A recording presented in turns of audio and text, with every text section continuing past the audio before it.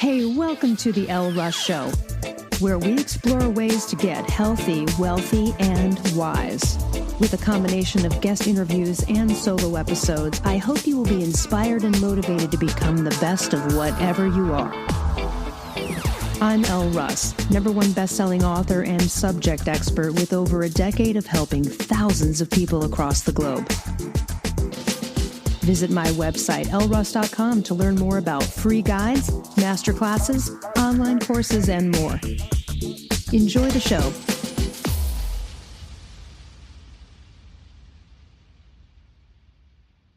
All right, today I have Kim Strobel with me, and she's going to tell us about how she, after suffering from a series of adversities in her life, for most of her life, she says, she decided she would no longer be a victim of her own circumstances.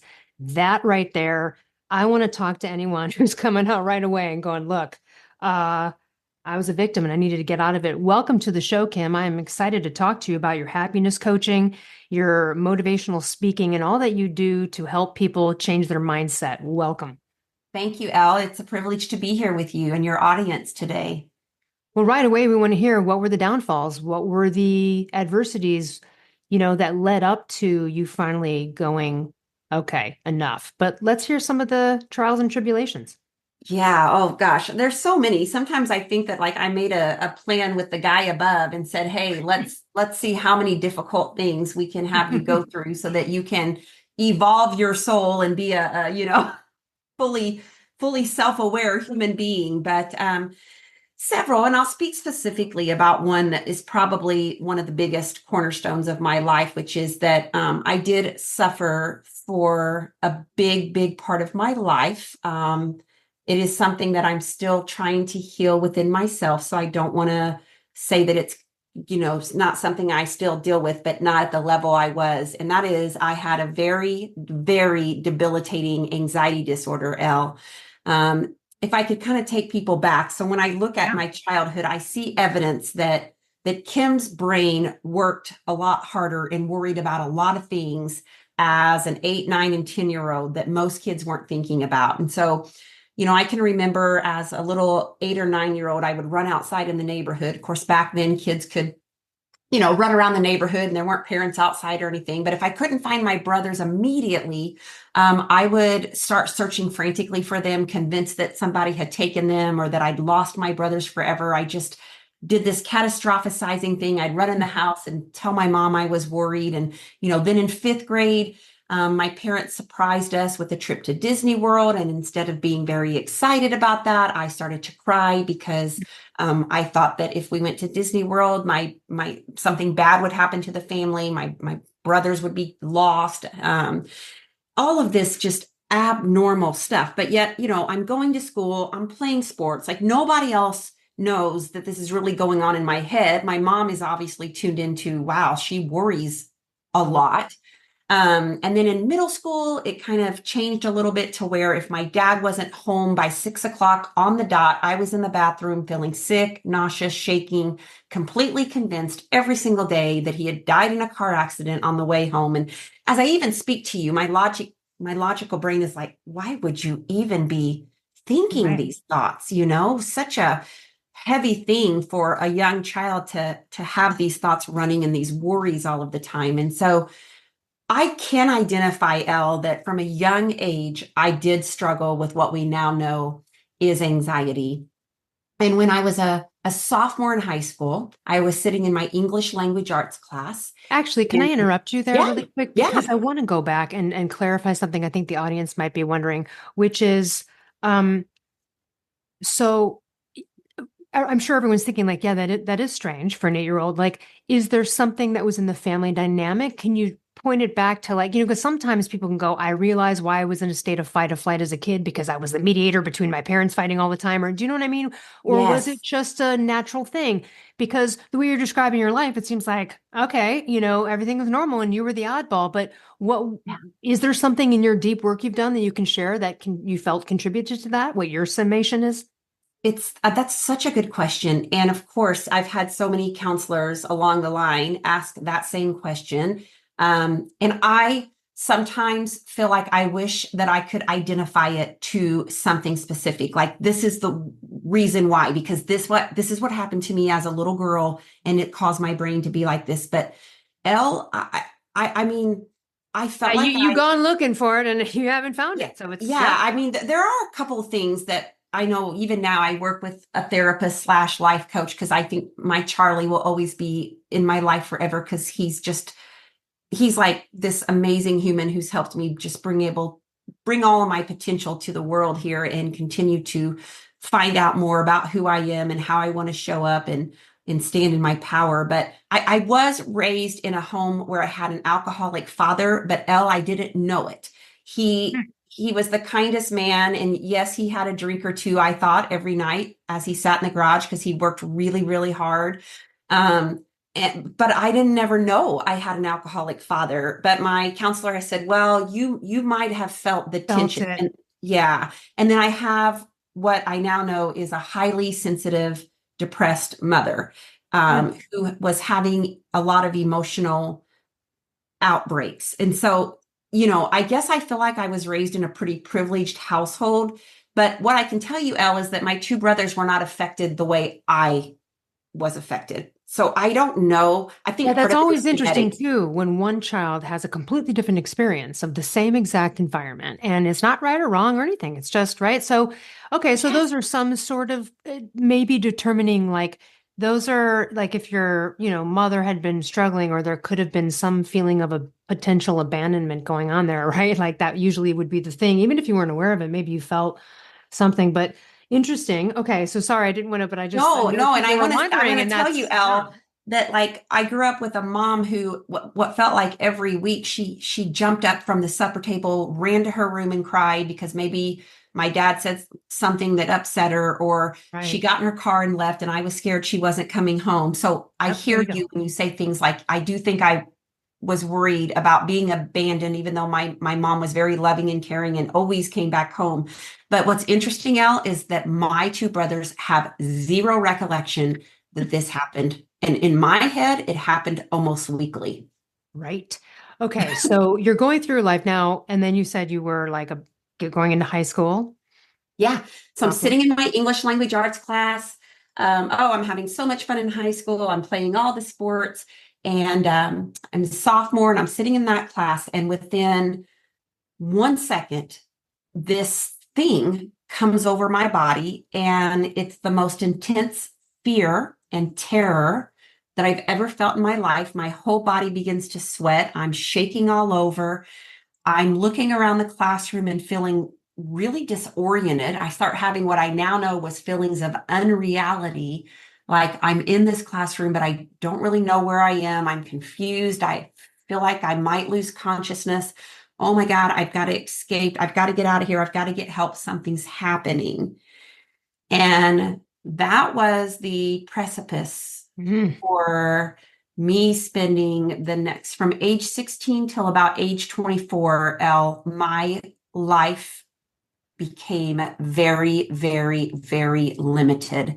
And this was Because in of the your late, fears and yeah, anxiety. because of Yeah. my fears. Yeah. So I was misdiagnosed because back then people didn't know about panic disorder. So they thought I had low blood sugar. Then they thought I had a seizure disorder. And I just knew that all of a sudden, I was somebody who was having multiple episodes every single day in and day out. They were escalating.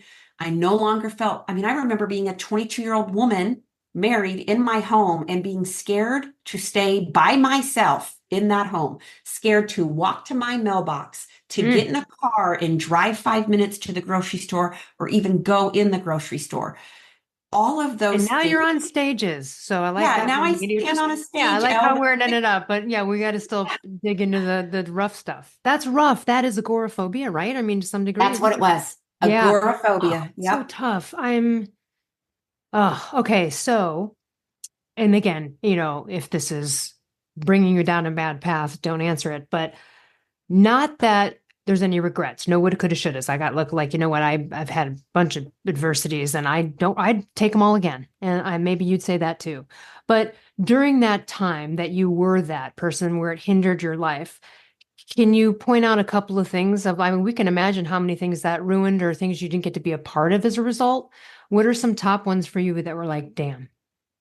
Oh yeah. I mean, I quit college after, I mean, I felt like I had an inward fire in me. Like this Kim was ready to go to college and then move to a city and get a job and live this, like inside of me. I wanted this really big life. And then all of a sudden, my limitations forced me to shut all of that down. So, I quit college after a year because I couldn't be away from my mom and dad. I couldn't be away from home.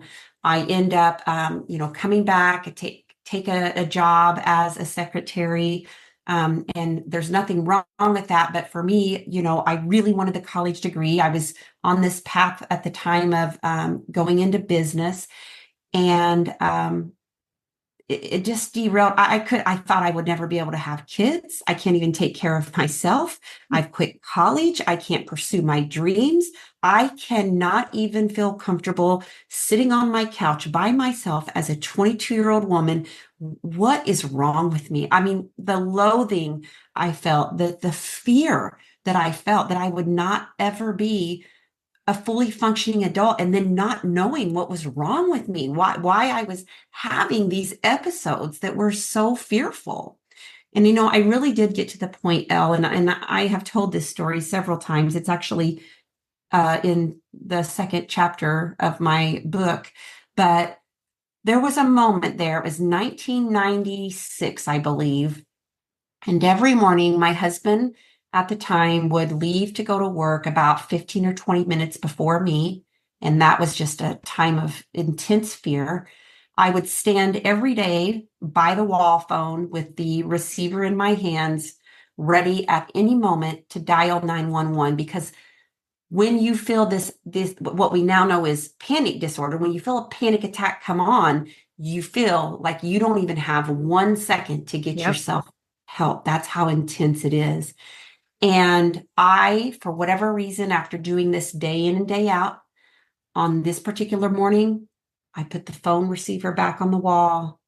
I went to my bathroom, my teeny tiny little bathroom. I curled up on my forest green bath mat rug. I can still to this day see that young woman. I can feel that forest green bath mat rug on my cheek. I can see myself curled up in the fetal position. And Elle, I just tell people the truth of the story, which is I begged God to take my life. Yeah, just Not, because everything you're saying to us, by the way, like from 8 years old on and, being young, it just sounds like never happy, not happy yet. yes, I know where you are now. You're a yeah, happiness coach. This is fantastic. That's why we're yeah, talking. But, right. But like, holy shit. Like yeah, just that's, always oh, well, it's like struggling. your whole life already now at this point. Yes, yes, just a struggle in my head that I didn't know what was wrong with me. And on that particular morning, I got some kind of message or sign, or maybe it was just guttural in me, but I heard the message, get up off that bath mat rug, get yourself some help because you are made for more. And Elle, I did not want to die. I just knew I couldn't continue to suffer like I was. So That's your that's rock bottom. That's yeah, really the rock relief bottom. felt and just please get me out of this situation. And so I ended up getting into By the my way, before you go on, and I'm assuming maybe some listeners thought this too, wasn't sure if the bathroom was going to end up in an attempted suicide, right? As you're listening to correct. the story, from the unknown person. And I'm glad it didn't go there. And even though that could have been a failed attempt and then a wake up too, but I'm glad you had your Yeah. bottom on the bathroom floor Amen. instead of having it just be something else. Isn't that the truth of it? Honestly, yeah. And I can still get emotional, honestly, thinking about what I felt at that time, that there was no hope for my life. And so I got into a doctor. He happened to be studying anxiety disorders. And for the first time in my life, I was told what you have is a chemical imbalance in your brain. It's called panic disorder. From a behavioral psychology perspective, here's what's happening in your brain. And he ended up putting me on Zoloft, and he got me into a psychologist who did cognitive behavioral therapy. Yep. And Elle, I don't know that anybody worked harder than I did to get my life back. I Mm. mean, I was By the way, all were you in. still married at this point by the time you were I seeking help? No. was. Okay. Yeah. So still Yeah. married to that, but not that person anymore, but that was still, he was still with you Correct. even through that. Okay. Yeah. Yeah. And yeah, I don't even know. I mean, he knew I had some issues, but I really covered a lot of it up. I was just in Yeah, my you own hide it. It's silent embarrassing. Yeah. suffering. Yeah. Yeah. And so then got on some medicine, started doing the cognitive behavioral therapy. Those two things seemed to work really well together. That was slow progress. I had to do things like every day for the next 14 days, Kim, you're going to get in your car, drive 5 minutes to Walmart. You don't have to go inside, but you have to make it to the parking lot, and then you can turn around and come back. And Elle, Exposure I therapy. yeah, I felt like that was the hardest thing you could possibly ask of me. Like I can't do it, but I just kept walking through my fears, Elle, over and over and over and over again. And about that time, I would say that the third thing that came into my life was personal development, the self-help field of books. And I began to read everything I could get my hands on that showed me how I can go from being a victim to all the crap in my life. Because I'm just telling you about one thing that happened, Right. right? Um, to how do I take 100% responsibility and how do I become the captain of my own ship? How do I drive that boat? How do I start creating my life intentionally and not just letting life happen to me? Well, that famous phrase, right? You could use universe ethers, but like God helps those who help themselves, right? You took action and you sought the help. You were like, I can't do this alone. Clearly, I've tried to manage this and it's not working. And that's such a hard step to take, right? Because it's kind of admitting, and then you've got to go out and actually like speak it to someone, Yeah, and yeah. And you have to um do it. Like you have to follow actually through. have to do it. Yeah, this is tough. I mean, what a 180 because you're on stages now, right? So Yeah. clearly a 180. I always How, laugh. Like, how yeah, do I step on a stage with 6,000 people and do the number one thing that most normal brains are afraid to do, Elle? that's right. Most people that like don't have problem going to Walmart are still not cool about getting up I on know God has a stage. funny sense of humor, doesn't he? Or the universe, Always, whatever. yes. No, in my life, it's absolutely true. I have a hand disability and I'm a writer, right? Like, come on. Uh, Yes. so anyway, all right. So when as you're going through this, okay, so you mentioned medication. Did you eventually wean off? You're going through self-help. Was there a point? Did you continue on? Was it something you were able to sort of just be without, or is this something that is still a part of your life? I hope that's not too personal. No, that's fine to ask me. I believe it or not, the medicine helped me so much. I mean, and so did the cognitive behavioral therapy. But Elle, I went to where I didn't have a panic attack for, I want to say, 5 years. Like it was just gone from my life. Excellent. And then it started creeping back in. Hmm. And so now I'm about 29 or 30. I'm noticing some nervousness. I'm noticing some little mini things. I'm having a couple of panic attacks, nothing that takes me all the way back to where I was. But from about 30 on, I'm still doing the work. I'm working with the homeopathy doc. Like I'm still trying to heal that. So in 2018, Elle, believe it or not, I was coming home from a speaking gig and I had one of the worst panic attacks of my life. I hadn't had anything that huge in years. And it took me all the way back to I'm now scared to be by myself again at home. Ugh. Hmm. And so then we began the work again. Now, the difference is I knew what it was, I Right. knew where to go for help. I already had a set of tools, resources. I'm back to reading again what's happening in my body. I'm back to practicing. And I ended up getting switched to a different medicine because I'd been on Zoloft for 28 years or something like that. And so, and then also a new thing that popped up, Elle, was intrusive thinking, intrusive thoughts. Hmm. And so that was a new thing to me. And so I ended up Can you getting, explain for everyone that might not understand that, yeah, that yeah. I could would look have like never and what even that, had the courage to say this a few years ago because I was so scared yeah. that, but now I've learned so much about them. But like, I am this huge animal rescuer, Elle. I've saved 226 dogs, but all of a sudden I would wake up and grab like my big water bottle and my dog would be there and I would see myself hitting my dog over the head with the water bottle. And I'm like, what is going on? Like, I would never hurt my dogs. Like, I'm, That's why it's so scary because those thoughts are oh, things that are so yeah. And then you're outside of thinking like, about it right? over and over. And then you might, then I might walk to the kitchen and imagine like whatever, doing something harmful Yeah, or grabbing a knife or whatever. Yeah. grabbing a knife. And yeah. And the other piece was since I'd had the relapse and panic, my brain was like OCDing over and over. How do you feel? Hmm. What do things look like? How are you feeling right now? Is everything okay? Like I couldn't stop thinking and monitoring if I'm feeling okay. Mm. So then I've got that second layer, which had me really freaked out. So then, yes, they switched me to fluvoxamine. And interestingly enough, they added lamotrigine, which is a seizure medicine that has been known to help with intrusive thoughts. Mm. That's what I've been on for the last 5 years. And obviously, I'm out there, I'm back to doing everything.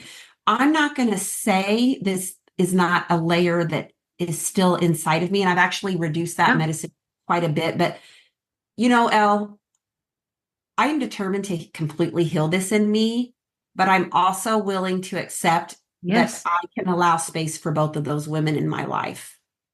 The one Yes. that And kicks I'm ass on glad that, stage and the one that still struggles.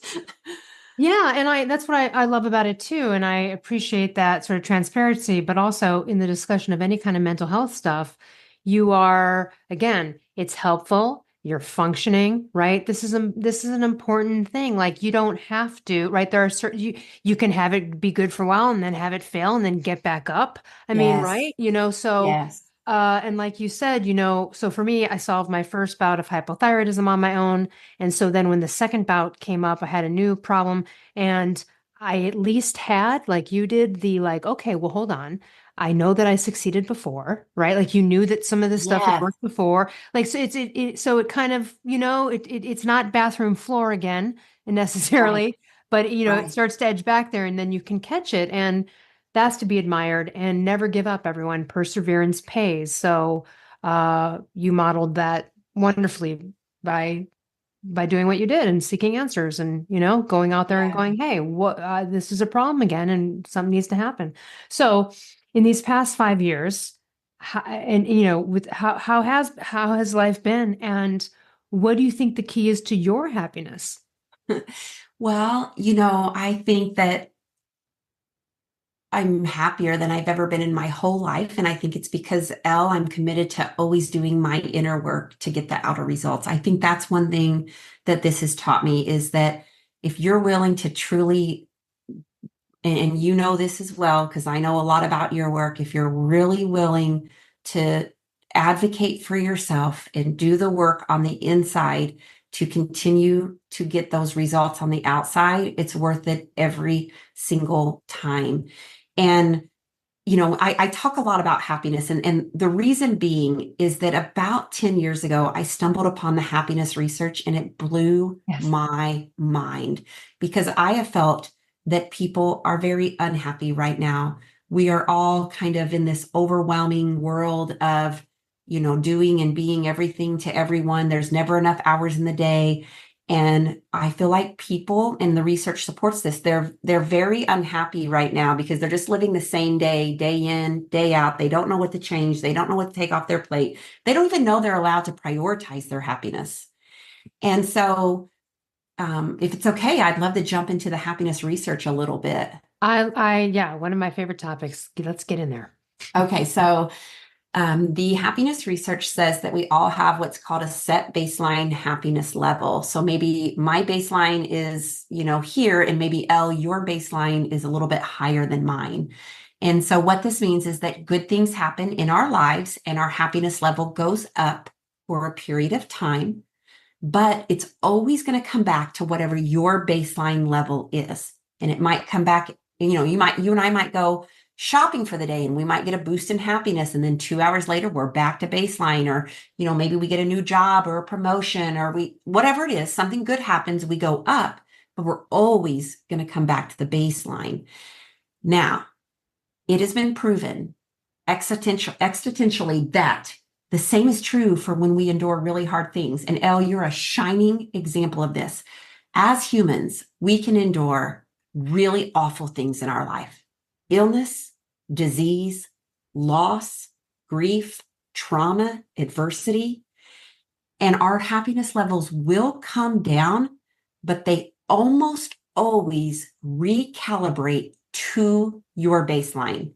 Would you say that's been true in your life, Elle? Well, yeah, and you can, but also too, I feel like I've changed my baseline. That's what I'm going to talk to you about, because we can Right. I raise mean, our and you baseline. clearly have. We know you have. You're not that, Yeah, 15-year-old anymore, right? yeah, So, yeah. so yeah, and that's what I love. Yeah, get into that. So what I want us to think of, and your listeners, I want you to picture your happiness as a pie chart. And a lot of this research comes from Sonia Lubermisky, who has been so vetted and invested in this research for so long. And the research says that 50% of our long-term happiness is genetic. It comes from our mom, our dad, or a mixture of both. And sometimes, Elle, when I tell that statistic, I will watch 80% of the heads in the crowd drop, and people are thinking, Oh no. I am so screwed. Yeah, right. But there's a genetic disposition to our brains, and some people are born with brains that know how to see more good than bad. And then others of us have brains that do focus more on the negative. Now, Elle, I study epigenetics a I was little going to bit. say, this is, we're getting some ancestral conversations of hunter-gatherers here because Yes, maybe yes. those were the ones that were more of the watchers, the guardians, the people that Yeah, had to be more alert and be more alert for exactly. those primal things that were, Yeah. And what you is it know, they say? Like, you inherit the trauma because the egg that you were born from was actually housed in your grandmother's body. Like, well, and I mean, yeah, they do say that that would be more of like a spiritual perspective, I think, right? right, That's not right. like a Yeah, scientific yeah. And so the necessary. trauma can kind Mhm. of follow through. But I also believe, so I'm not going to go against Sonia Lubermisky's research, but I'm interested because I do think there are things we can do that turn off or turn on certain genes. But for now, I see pretty much the evidence too. 50% is genetic.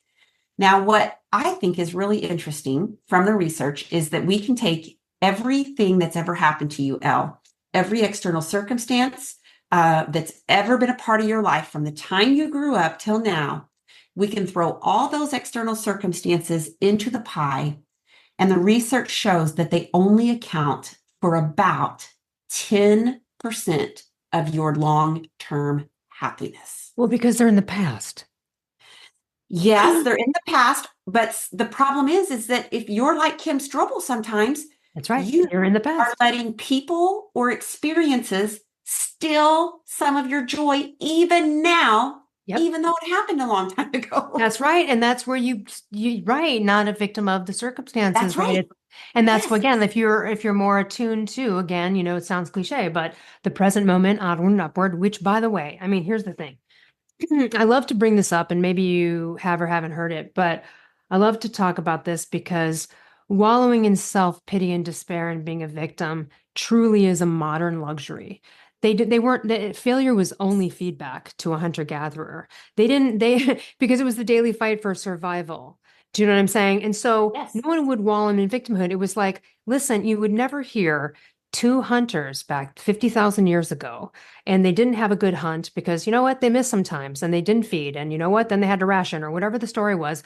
You don't see them sitting around by the water hole and one being like, should I even hunt anymore? Like, I'm not even good. I didn't even throw it. Nope. You're not going to hear that. It was like devising a plan for the next time, onward and upward. Such forward thinking, something we really need to go back to because that is inherent in us.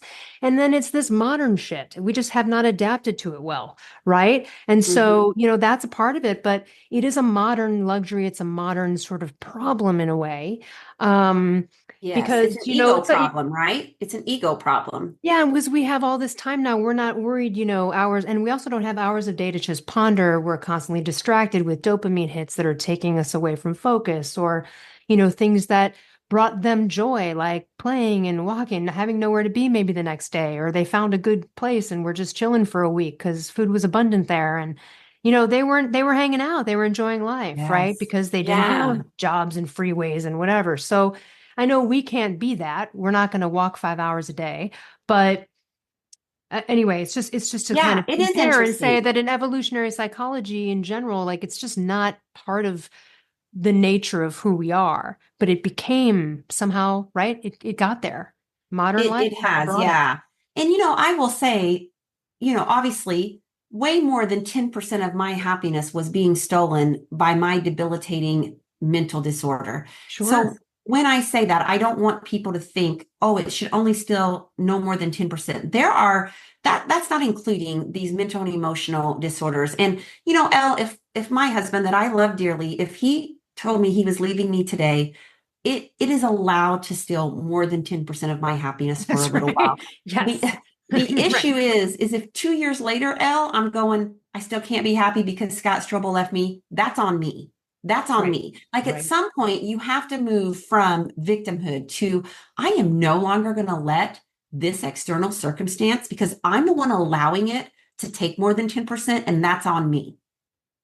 What I'd So I like to think, ask you, which might seem yeah. kind of random, I don't know if anyone's ever asked you this, but I just thought of it in case someone's out there thinking of it who has, a mental health. Anyway, something that people could judge, something so you got married again. So I'd love you to talk about, how was that moving forward, being like, hi, and this is what I have and who I am?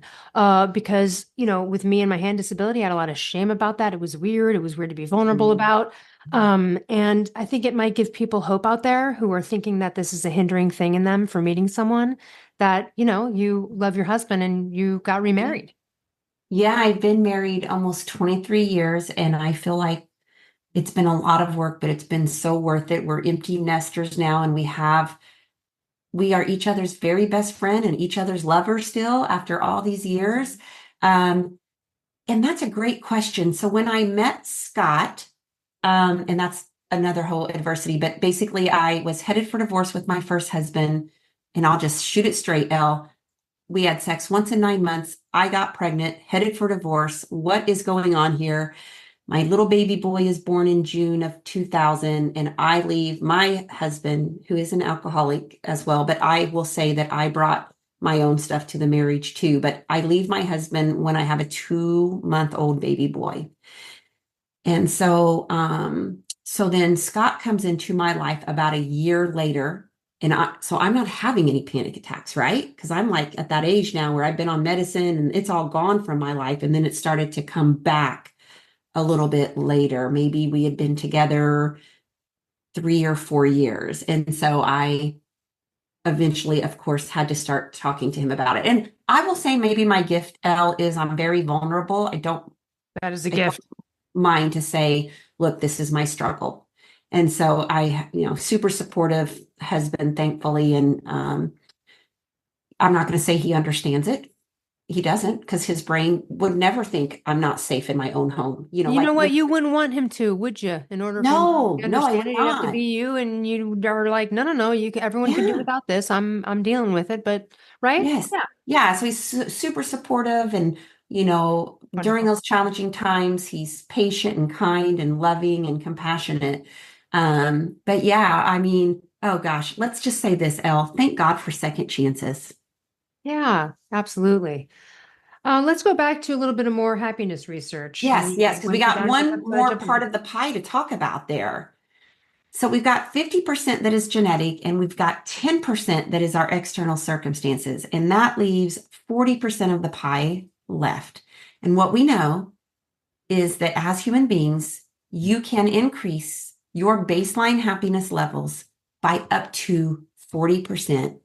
And it has to do with these three things: the thoughts you're thinking, the actions you're taking, and the beliefs that you have. So thoughts, actions, and beliefs, or sorry, behaviors.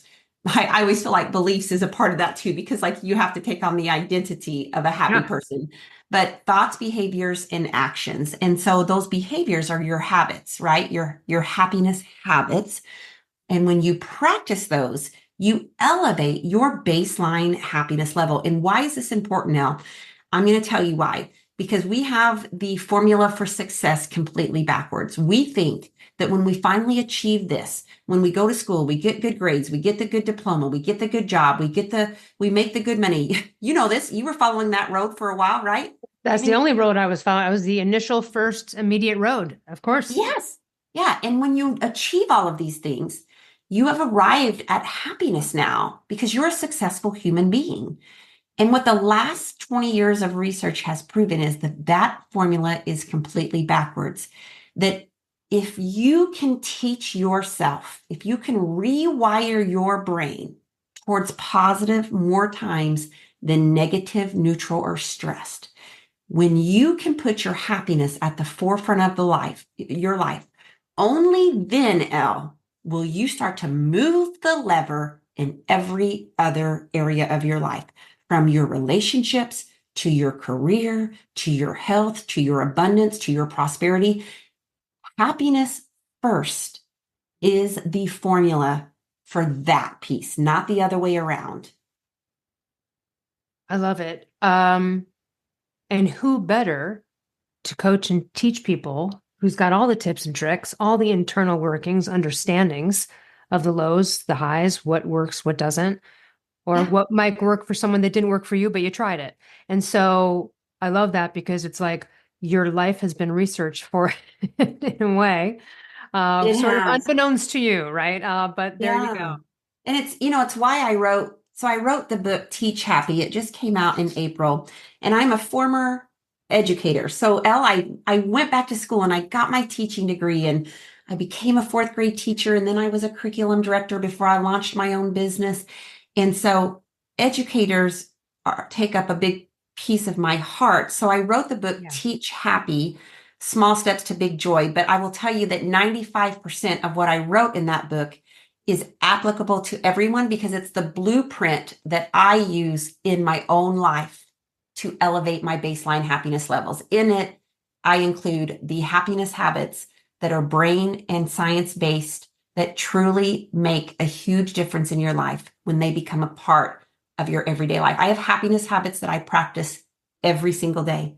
And it's because of those, Elle, that when I have to struggle, when I have an adversity, when I have something difficult, you still might be fine. You know, you might find me on the other side of this desk, laying on the ground crying, but I can promise you this girl gets up a lot faster now because Yep. I have those habits in place.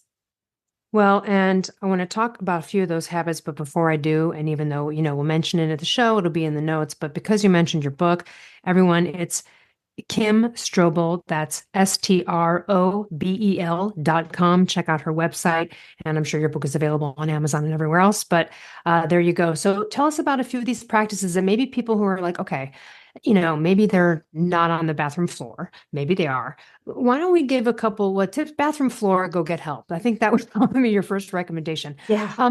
Would you suggest that someone go immediately to a cognitive behavioral therapist, a psychiatrist? If someone is experiencing the things that you were talking about, where would you say for them to go? What kind of professional? Yeah.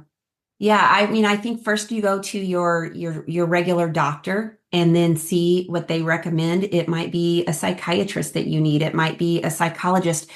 Cognitive behavioral therapy helped me, Elle, but it did not solve it all for me. Sure, you need Um, like a variety. Sometimes it needs a multi-pronged attack. Yeah. yeah, yeah. So I say definitely, get a therapist for sure. I am somebody who thinks that everyone needs some type of person in their life that can help them navigate life. It's too hard to figure out our own stuckness by ourselves. So yeah, get to your regular doctor, see what they recommend going forward. If you do need a psychiatrist or a psychologist, that could be your next step. I do believe in having some type of therapist in your life. But I want to share there's a top 5 research-based happiness habits. And we won't have time to go into all of them, but I can go into at least one of them really deep. But I want to give your people the top 5 that if you want to work on that 40%, here are the top 5 that are going to give you the most bang for your buck. So, and these are in no certain order, but it is a daily practice of gratitude. And I want to talk in depth about that one in a minute, but it's practicing gratitude. The second one is physical exercise. Move your body. Research already been done on that with happiness. The research is so is so strong on that.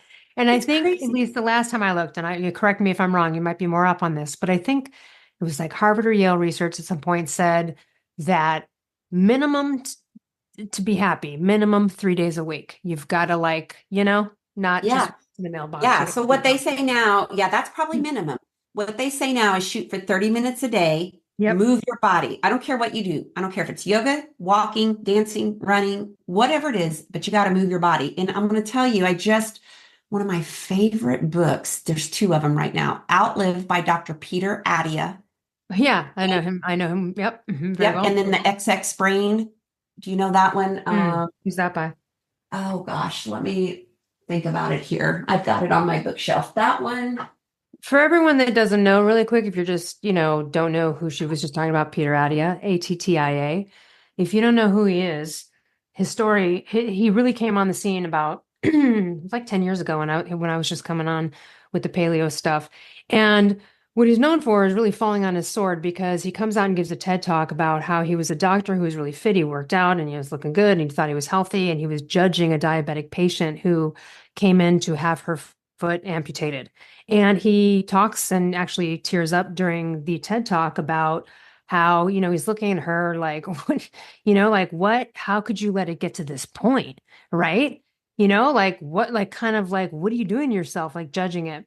And then he went and got his blood tested and he was pre-diabetic.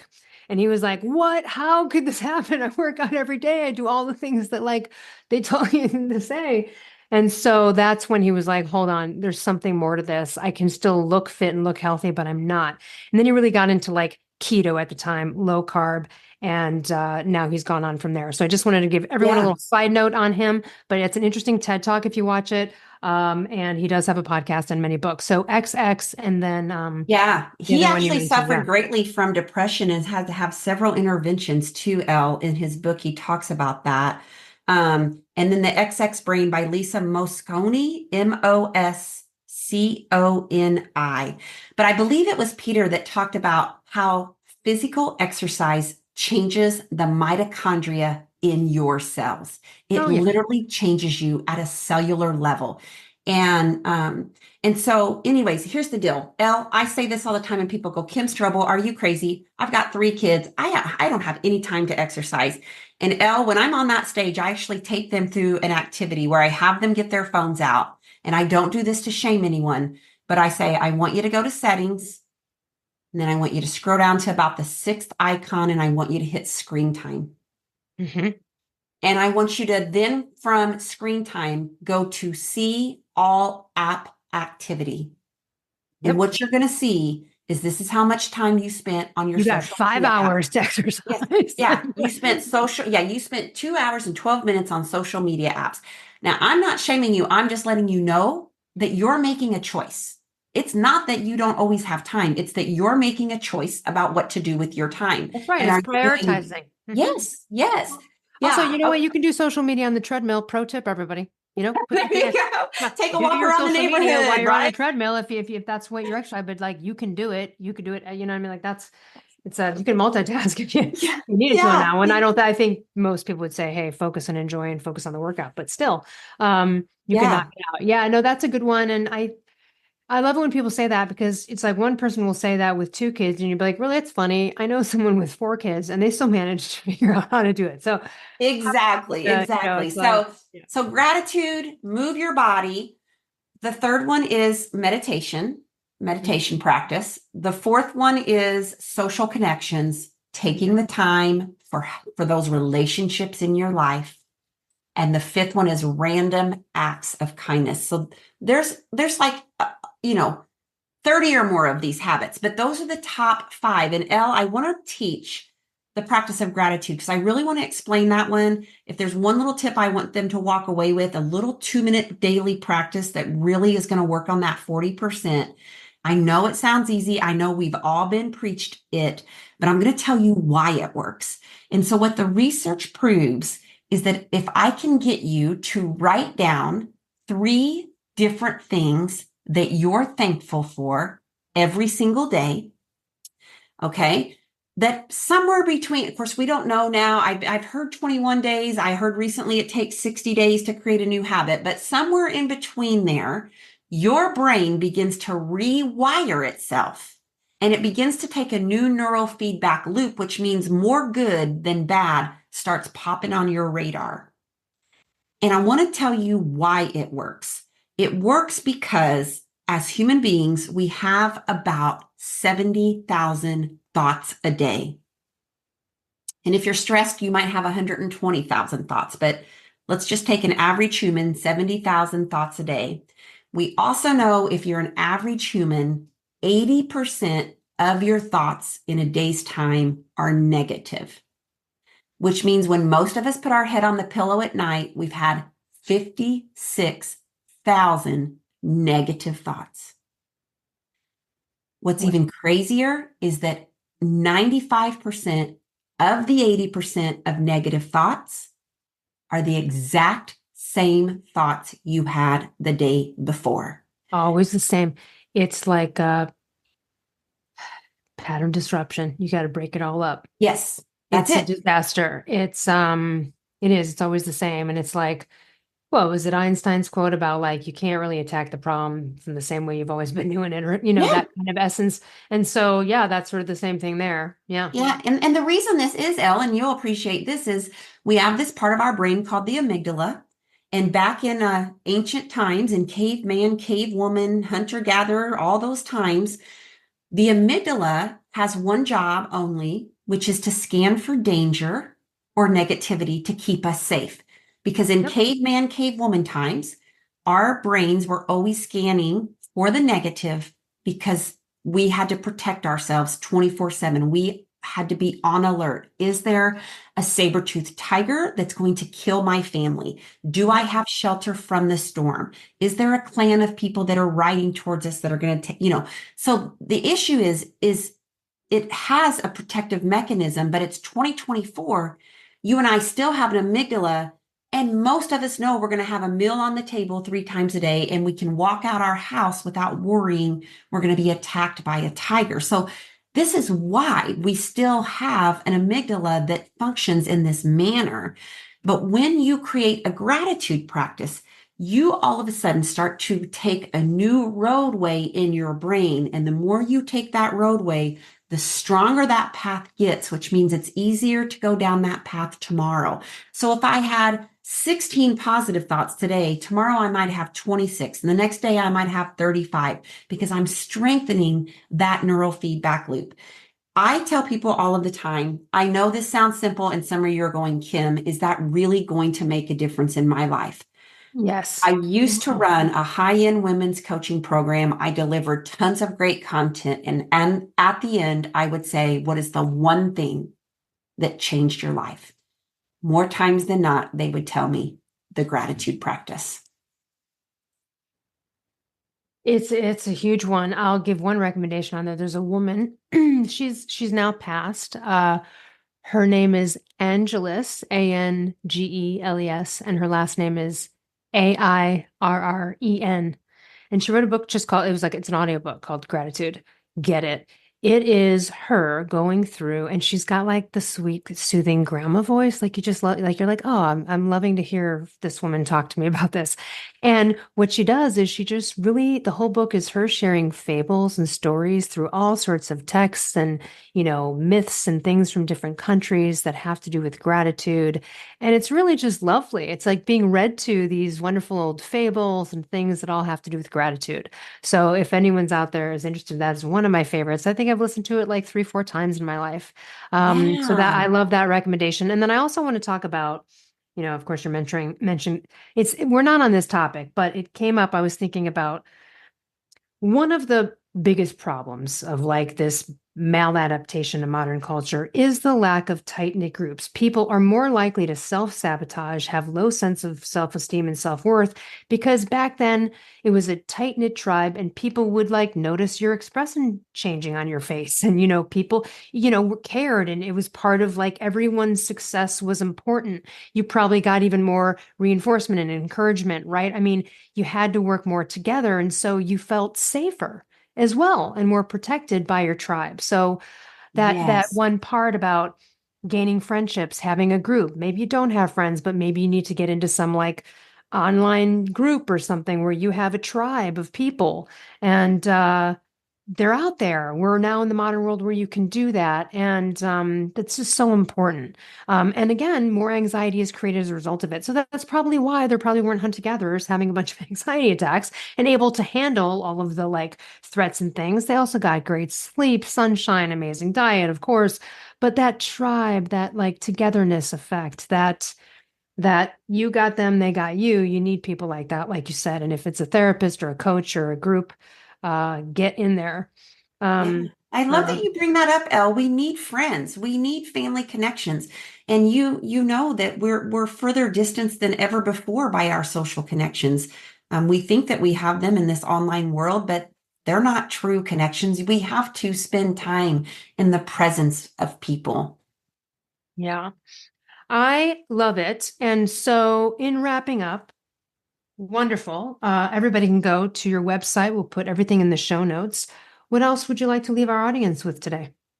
Yeah, well, I do have two websites. So kimstrobel.com is my website for booking for like businesses, organizations, conferences, that kind of thing. But my education website is strobeleducation.com. So that's just more in the education world. And the kimstrobel.com is kind of everything outside of education. I did share with you, Ellen, maybe you could put it in the show notes, but I do have a gratitude prompt and tracker that might be helpful for your audience who wants to get started with a gratitude practice. And it just gives them some prompts for starting to look for gratitude in their life to kind of get their brain working towards seeing the gratitude. There's a tracker that goes along with it. Personally, I just love a notebook that I use every day. I put the date and I put the words I am thankful, dot, dot, dot. And then I jot down, I do 5. I don't know why. The research says you only need to do 3, but I jot down 3 things I'm thankful for. And Elle, you got to be specific. You can't just say, I'm thankful for my family. That's too general. I'm thankful for my husband, who every evening we sit out on the deck and kind of review our days. You know what I mean? You got to be a little specific in your gratitude. So I've dropped that link for you if you want to share it with your audience. And they can definitely download that gratitude tracker and get started. Yeah, and we'll put in the show notes, but it is strobeleducation.com/gratitude habit tracker. Thank you so much for your time today. Lovely conversation. And for everyone else, we'll see you next week. Thank you so much, Elle. Hey, thanks for listening. If you enjoyed this show, I would so appreciate you leaving a review on Apple or Spotify or wherever you get your podcasts. And to learn more about partner discounts on amazing products, visit elleruss.com/discounts.